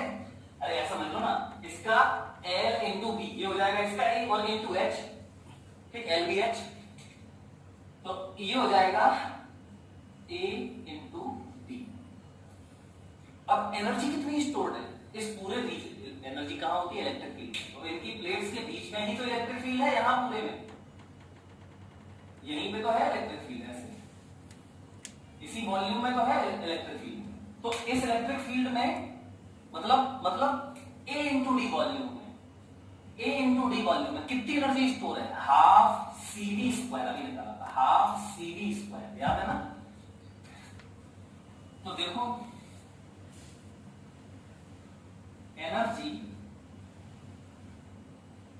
Stored in A into D volume, तो टोटल एनर्जी है ये, तो ये क्या है? टोटल है ना यार, ये तो पूरी एनर्जी आ जाएगी ए इंटू डी वॉल्यूम की, तो U बराबर बड़ा U, ठीक, ये बड़ा U है, तो U बराबर हाफ सी वी स्क्वायर बराबर ये half C V square, but चलो C बराबर epsilon naught A upon B and E, वो B बराबर V, अब V क्या है? पोटेंशियल डिफरेंस, ये ध्यान रखना, नहीं तो V को तुम पोटेंशियल बोल दो, पोटेंशियल पहले होता था एक पॉइंट का पोटेंशियल, अभी दोनों प्लेट्स के बीच का पोटेंशियल डिफरेंस को हम V लिख रहे हैं, मतलब इसका V1 इसका V2, तो V1 minus V2 is V, clear? लेकिन लिखेंगे V ही, ध्यान रखना, ठीक? चलो, तो V बराबर, अब यहां बताओ इन दोनों प्लेट्स के बीच में पोटेंशियल डिफरेंस कितना होगा? यार कितना सिंपल है, इलेक्ट्रिक फील्ड E है और डिस्टेंस D है, तो यहां से लेके यहां तक कितना पोटेंशियल में डिफरेंस आएगा? E into D, V1 minus V2 बराबर E into R2 minus R1, R2 minus R1 तो यही आएगा ना, E into D, तो V बराबर E into D, ठीक है? और E बराबर अब E बराबर क्या दिक्कत है यार, यहाँ पे E बराबर क्या होता है? इसकी वजह से क्या होता है? Q upon 2A epsilon naught, और इसकी वजह से Q upon sigma upon 2 epsilon not, क्यों? इसकी वजह से सिग्मा अपॉन 2, क्योंकि एक ही सरफेस पे चार्ज है, बाहर वाले पे थोड़ी है, तो Q upon A epsilon not, इसका Q upon 2A epsilon not, इसका भी Q upon 2A epsilon not, तो Q upon A epsilon not, ठीक है? तो E बराबर हो जाएगा Q upon A epsilon naught और इनटू ये D, तो देखो V और ये C, इन दोनों को इसमें डाल दो, तो देखो यहां पे U बराबर क्या आ जाएगा? हाफ C की जगह पे epsilon naught A by D और V square, half C V square, ये है, तो लिख दो सीधा Q स्क्वायर, नहीं कुछ नहीं, ऐसा करो ना, कुछ मत लिखो, ये ऐसा ही लिखा है, समझे? क्यों लिखो ऐसा लिख रहे हो? क्योंकि हमें इलेक्ट्रिक फील्ड के फॉर्म में ही एनर्जी का फॉर्मूला चाहिए था। चलो, कुल मिला के बात समझ रहे हैं मैं कर क्या रहा हूं यहाँ पे? कुछ नहीं, मैं सिर्फ जो हाफ सी वी स्क्वायर है ना, मैं ये बताना चाहता हूं कि ये जो यहाँ पे एनर्जी स्टोर है हाफ सी वी स्क्वायर, इसमें तुम्हें सी और वी दिख रहा है, ई तो नहीं दिख रहा ना, जबकि एक्चुअली में ई का ही काम है, इलेक्ट्रिक फील्ड के फॉर्म में ही एनर्जी होती है। तो देखो अब में सब कुछ खत्म हो जाएगा, सिर्फ इलेक्ट्रिक फील्ड बचेगा और इसमें जो मीडियम है एयर या वैक्यूम, उसकी परमिटिविटी मीडियम बचेगा, एप्सिलॉन नॉट, क्लियर? तो U बराबर half C into V square की जगह पे हो जाएगा E square into D square. तो देखो बेटा ये U बराबर D से ये स्क्वायर खत्म हो जाएगा, तो half epsilon not into E square, और ये देखो A और ये एक D बचेगा, तो यहां लिख दे रहे A इंटू D, ठीक है? अब ये देखो कितना सिंपल आ गया। यूनिट वॉल्यूम में कितनी, ये टोटल एनर्जी है, ये टोटल है, टोटल मतलब ये लिखा है, टोटल मतलब इन A इंटू डी वॉल्यूम। तो अब इन यूनिट यूनिट वॉल्यूम, ये एनर्जी तो A इंटू डी वॉल्यूम में है, in unit volume energy stored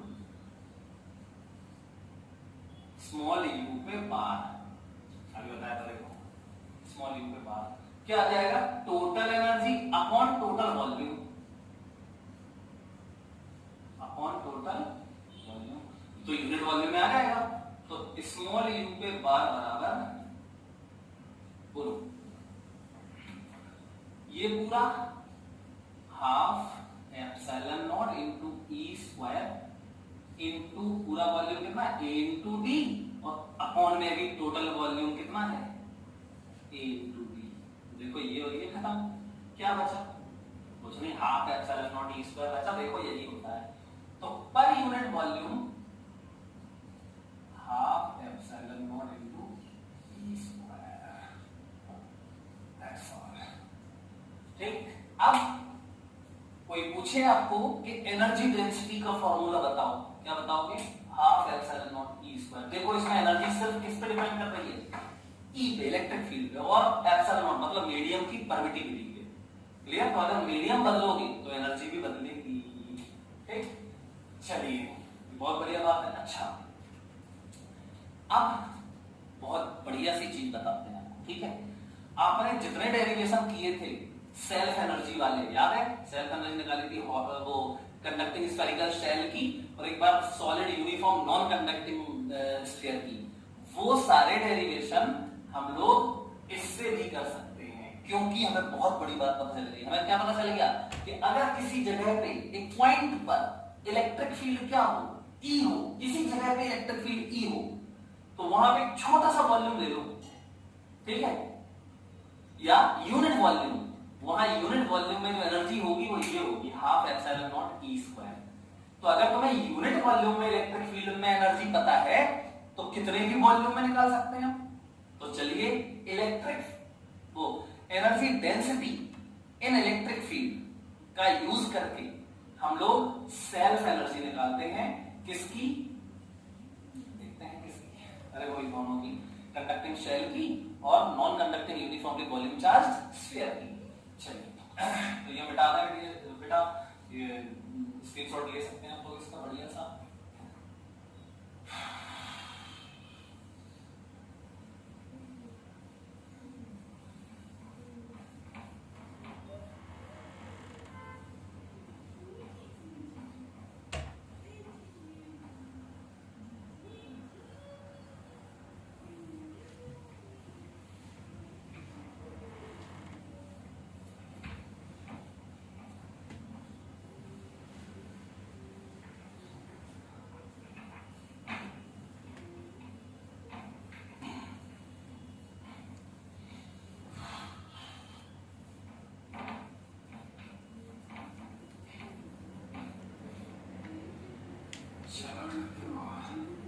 क्या पढ़ रहे हैं हम लोग, सेल्फ एनर्जी ऑफ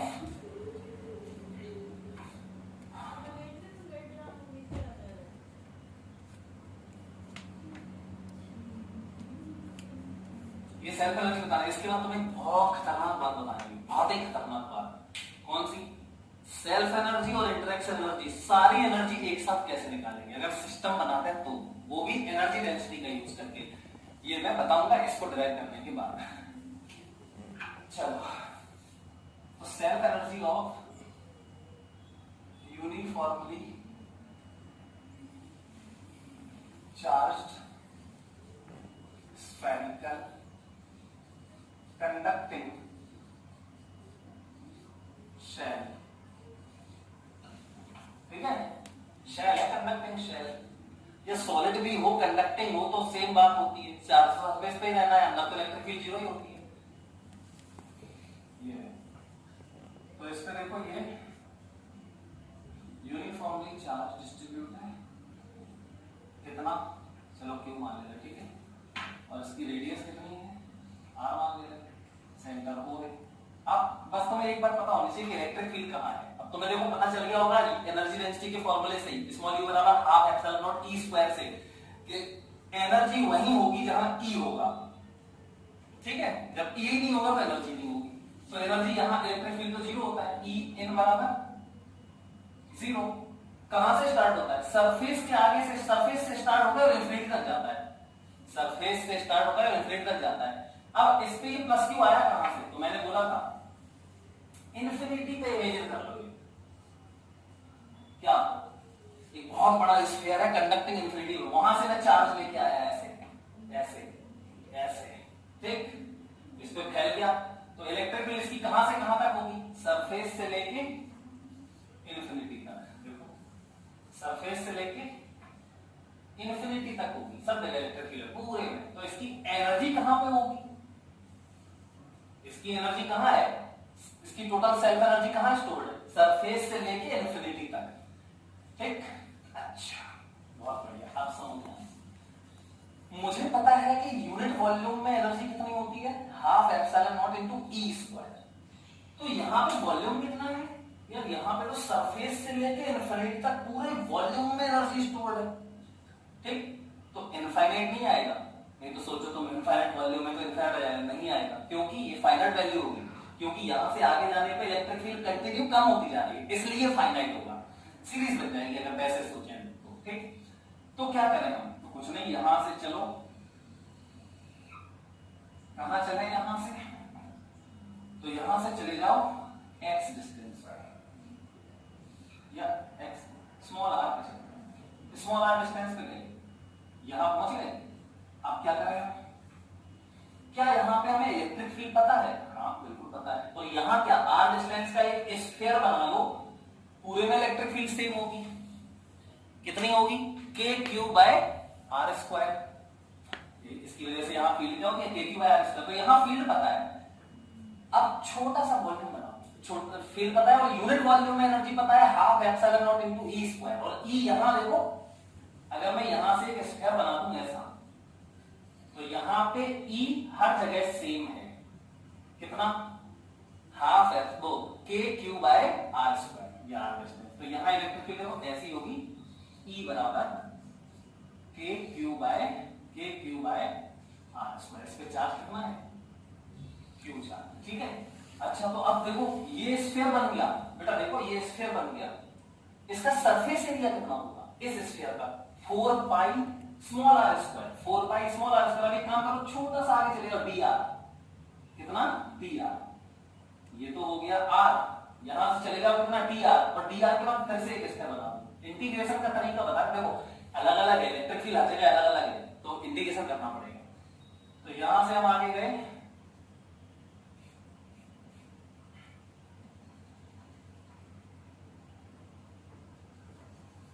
ये चले गए, कितना आगे?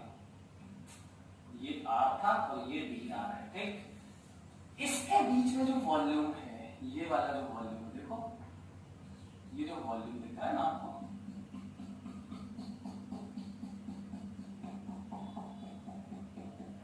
ये छोटा सा जो वॉल्यूम है, कितना है ये वॉल्यूम? 4 पाई r स्क्वायर इंटू dr, ये हो गया छोटा सा वॉल्यूम। अब ये बताओ इस जगह पे इलेक्ट्रिक फील्ड कितना था? E। तो अगर किसी जगह पे इलेक्ट्रिक फील्ड E हो तो वहां यूनिट वॉल्यूम में एनर्जी कितनी होती है? Half epsilon naught into E square. तो at distance small r from centre, energy per unit volume U bar बराबर फिर वही half epsilon naught into E square. अब यार पता है, प्रूफ किया है, यहाँ पे इलेक्ट्रिक फील्ड E मान ली मैंने, तो यहाँ पे half epsilon E square unit volume की एनर्जी होगी। अब इस वॉल्यूम में कितनी होगी? ठीक है, तो एनर्जी स्टोर्ड इन dB बराबर कितना? 4 पाई r square into dr, volume बताओ। तो वो भी कितना? अब जब बताओ इतने से वॉल्यूम में ज्यादा एनर्जी होगी कम होगी, डेल यू। फिर इंटीग्रेट करेंगे r को, यहां इस r की लिमिट क्या आएगी? यहां पे स्मॉल r बराबर कैपिटल R से स्मॉल r बराबर इंफिनिटी तक इंटीग्रेट करोगे, तब तुम्हें सरफेस से लेके पूरी एनर्जी मिलेगी वो होगी सेल्फ एनर्जी। तो समेशन, छोटी छोटी एनर्जीज का समेशन, इसमें फिर आगे एक और में जैसे कि पोटेंशियल का समेशन निकालते थे, तो हम इसको डेल यू मान लेंगे। क्या मान लेंगे? तो small energy stored in DV volume. बेटा बताओ इस वॉल्यूम में कितनी होगी? तो ये वॉल्यूम इनटू यूनिट वॉल्यूम की एनर्जी, ठीक। चलो, तो ये डेल यू, देखो del U, del capital U बराबर क्या हो जाएगा? स्मॉल यू बार मतलब यूनिट वॉल्यूम में एनर्जी इनटू ये डीवी मतलब छोटा वॉल्यूम। तो डेल यू बराबर क्या आ जाएगा? स्मॉल यू बार तो half epsilon naught E square होगा, है ना। और डीवी कितना है वो भी निकाल दिया हमने, 4 pi small R square into D R, यही तो है। अब ई की वैल्यू रख दो, तो ई है K Q by R square, square भी लगाया उसमें। तो देखो डेल यू बराबर हाफ एप्सिलॉन नॉट, और एक्चुअली में ये ई बराबर होगा 1/4 pi epsilon naught Q by R square, 1/k की वैल्यू डाल दी, ठीक है, रख दो। तो ये आएगा 1/16 pi square epsilon not square, ऊपर देखो तो क्यू स्क्वायर और नीचे आर की पावर 4, ये आएगा। और इनटू में ये 4 pi R square into D R. अब देखो बेटा पाई से ये पाई खत्म, 4 से 4 जाए, तो डेल यू बराबर हो जाएगा, और नीचे एक एप्सिलॉन नॉट बचेगा, तो ये बचेगा क्या कुल मिला के 4 और 4 4 1/8, ठीक है। नीचे एक एप्सिलॉन नॉट बचेगा, इससे कैंसिल हो जाएगा एक पाई से ये पाई स्क्वायर, तो पाई बचेगा, मतलब 8 पाई एप्सिलॉन नॉट ये बचा, और क्या बचा? ऊपर क्यू स्क्वायर बचा, यहां लिख दे रहे क्यू स्क्वायर, ये है ना। और क्या बचा भैया?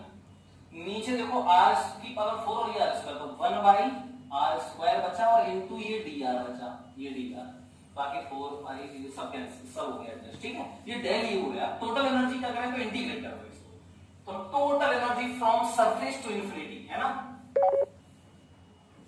चलो, टोटल सेल्फ एनर्जी मतलब, है ना। तो टोटल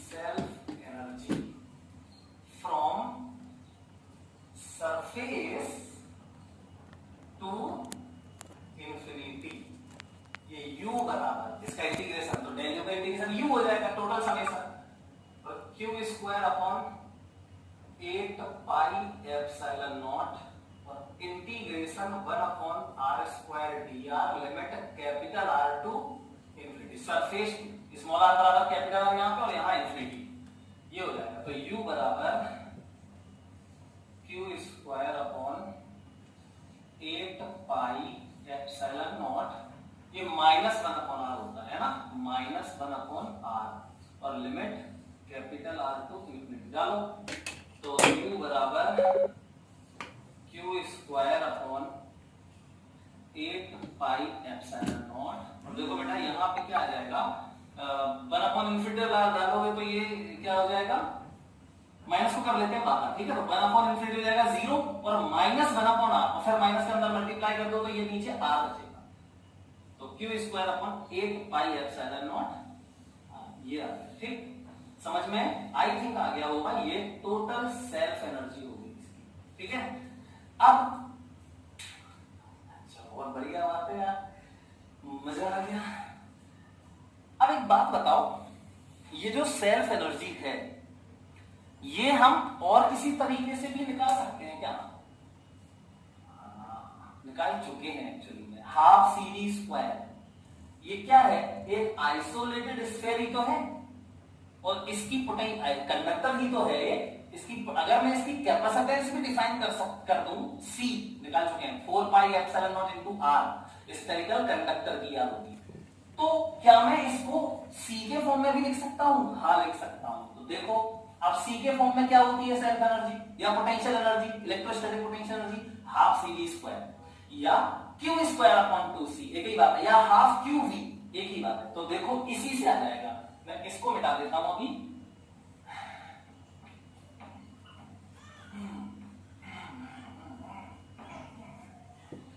चलो बेटा देखो, तो यहां पर u सेल्फ बराबर देखना q स्क्वायर अपॉन 2 इंटू 8 को लिख दिया 2 into 4 pi epsilon naught r। ये क्या है? तो here 4 pi epsilon naught r, ये तो कैपेसिटेंस है c, capacitance of spherical conductor isolated, capacitance of isolated ही तो है, ये नहीं तो है आइसोलेटेड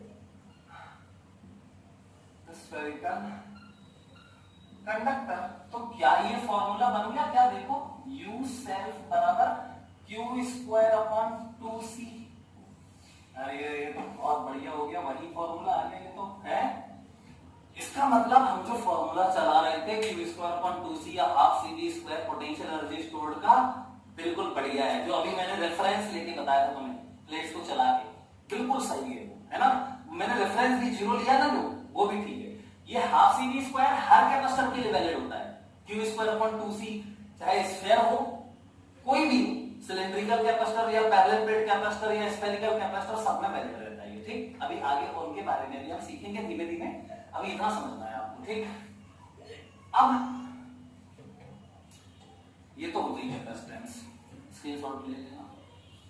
अब ये मैं मिटा रहा हूं, ठीक है बेटा। अगर यहीं पे मुझसे कहा जाए, इसका तो मैं प्रूफ कर दिया, कंडक्टिंग स्फीयर का q स्क्वायर अपॉन 8 पाई, यही तो होता था, ड्राइव कर चुके पहले। अगर मैं यहाँ पे सॉलिड ले लेता तो यहां से सरफेस तक अलग इंटीग्रेशन करना पड़ता आपको, small r to capital, 0 to capital r, क्योंकि यहां इलेक्ट्रिक फील्ड अलग तरीके से वेरी होती है, और फिर सरफेस टू कैपिटल r अलग तरीके से करना पड़ता। तो सरफेस टू कैपिटल r तो यही रहती, यही आएगी, क्योंकि कंडक्टिंग हो चाहे सॉलिड हो, लेकिन बाहर का फॉर्मूला इलेक्ट्रिक फील्ड का वही होता था, क्या? kq upon r square. इसका मतलब क्या हुआ कि अगर इसका जो q चार्ज है, इसका जो q चार्ज है सरफेस पे था, सरफेस पे हटा के अगर तुम क्या कर दो, पूरे वॉल्यूम में भर दो यूनिफॉर्मली, तो सरफेस से लेके इंफिनिटी तक यही एनर्जी स्टोर होगी, और सेंटर से लेके सरफेस तक कुछ और होगी। तो वो कितनी होगी? इसकी टोटल जो थी माइनस इतनी। लेकिन ऐसा नहीं, हमें निकालना है, तो क्योंकि हमें इलेक्ट्रिक फील्ड का फॉर्मूला पता है यहां अंदर और बाहर, बाहर तो यही था, तो यही रहेगा, बाहर पूरा यही डेरिवेशन है, लेकिन अंदर का डेरिवेशन बदल जाएगा। तो अंदर का डेरिवेशन आप लोगों का होमवर्क है, बताना मुझे अंदर कितनी स्टोर होगी। आंसर क्या आएगा वो मैं बता देता हूं। तो u टोटल क्या होता है? u inside plus u outside, u inside plus u outside. अब इसमें इनसाइड क्यों होती है? क्योंकि अंदर इलेक्ट्रिक फील्ड होती है। तो u टोटल याद होगा 3/20 q square upon pi epsilon naught r, और बराबर u इनसाइड ये नहीं पता, और प्लस u आउटसाइड, आउटसाइड का यही आएगा q square upon 8 pi epsilon not. तो u इनसाइड कितना आना चाहिए? 3/20 माइनस 1/8, 3/20 माइनस 1/8, और यहाँ q square upon pi epsilon naught r कितना होता है? ये 8 2 16 40, 20 2 40, 6 माइनस 5, 20 2 40, 2 3 6 माइनस 8 5 जा 1/40 q square upon pi epsilon naught r, ये आना चाहिए। तो ये हमारा होमवर्क है आपका, ये आपको